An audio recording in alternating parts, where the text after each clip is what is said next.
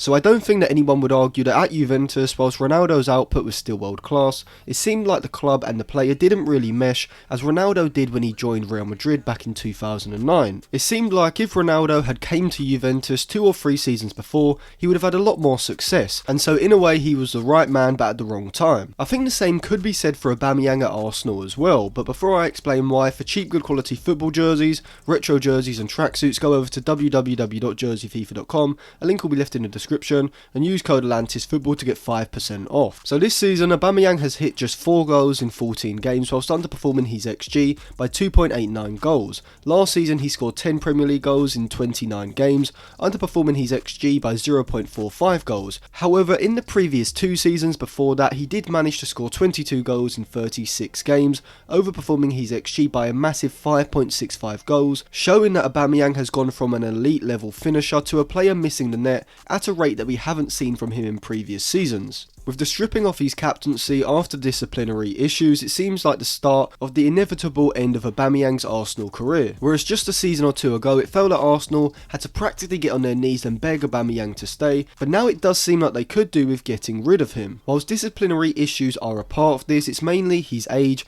his salary and his form which are the main reasons. He's 32 years old, 33 in June, and has a season and a half left on his current contract. Strikers tend to peak between the ages of 28 and 31 and then begin to trail off as they get further into their 30s. We have seen players like Lewandowski, Ronaldo, Jamie Vardy, Ibrahimovic and Olivier Giroud show that this generation of strikers may be able to extend their careers at the top level. However, they are still considered the exceptions to the rule, as still most strikers tend to begin a decline as they enter their 30s, and it seems to be the case with Aubameyang. Also, Aubameyang is on massive wages, the club's highest earner at £13 million per year, £2.6 million more than Thomas Partey in second place. Just to put that into perspective, Kieran Tierney earns £5.7 million per year, so if Arsenal could clear Aubameyang's wages, they could potentially bring in at least 2 players in Kieran Tierney's wage bracket. So there is an opportunity cost to keeping Aubameyang at the club, especially when he's not producing top level output. See, like Ronaldo at Juventus, I think Aubameyang was a right player for Arsenal, just at the wrong time.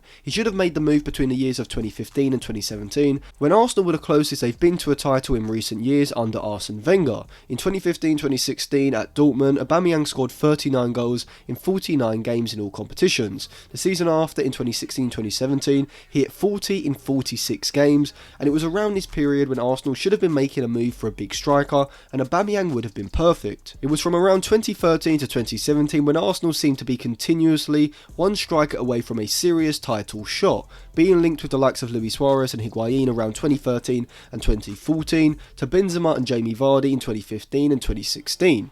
If Arsenal had gone out and spent say £40 to £60 million on a top level striker, it may have been the difference between their 4th to 2nd place finishes and a title. When Aubameyang eventually arrived at Arsenal in January 2018, Arsenal were nowhere near a title challenge. They didn't even finish in the top 4, finishing in 6th place. At the end of that season, 12 points off of 4th place, and even though Aubameyang did produce 2 elite level goal scoring seasons in 2018-2019 and 2019-2020, it could only help Arsenal to a 5th and 8th place finish. Now at the age of 32, Aubameyang is on a decline, and it seems like his frustration is not only with himself but also with Arsenal, who since he has joined have left him stranded between 5th and 8th place, certainly not what he would have expected for his career around 2016-2017 time.